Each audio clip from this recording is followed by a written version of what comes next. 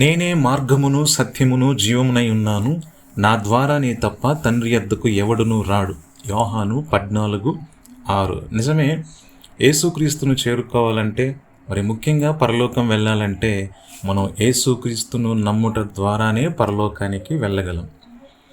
1985 సంవత్సరంలో జనవరి 11వ తేదీన లాస్ ఏంజిల్స్లో ఎయిర్పోర్ట్లో కస్టమ్స్ అధికారులు ఒక సూట్ కేసుపై అనుమానం వచ్చి దాన్ని తెరచి చూచినప్పుడు దానిలో ఒక యువతి మృతదేహం ఉంది.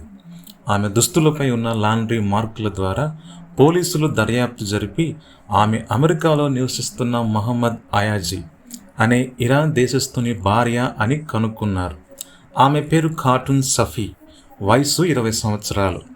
ఆమెకు వీసా లభించనందువల్ల తన భర్తను చేరుకోవటానికి తనను తానే ఒక సూట్ కేసులో పెట్టుకొని కార్గో విమానంలో దొంగచాటుగా అమెరికా చేరాలని ప్లాన్ వేసింది.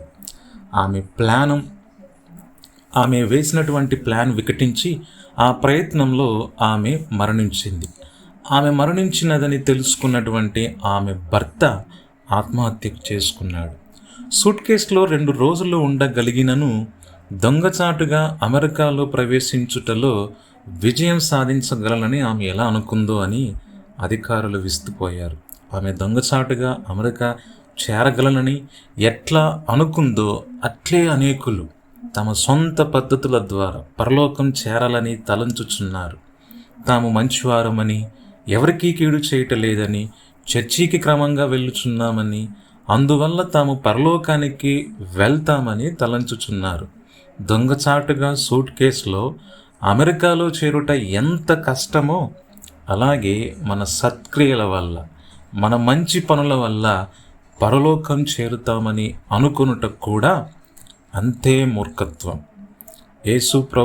యేసు ప్రభుని మనం ఎప్పుడైతే నమ్ముతామో, యేసు ప్రభుని మన హృదయంలో ఎప్పుడైతే విశ్వసిస్తామో అప్పుడు మాత్రమే పరలోకానికి వెళ్ళగలం. కానీ మన నీతి క్రియలు పరలోకానికి చేర్చగలం. కేవలం యేసుక్రీస్తు మాత్రమే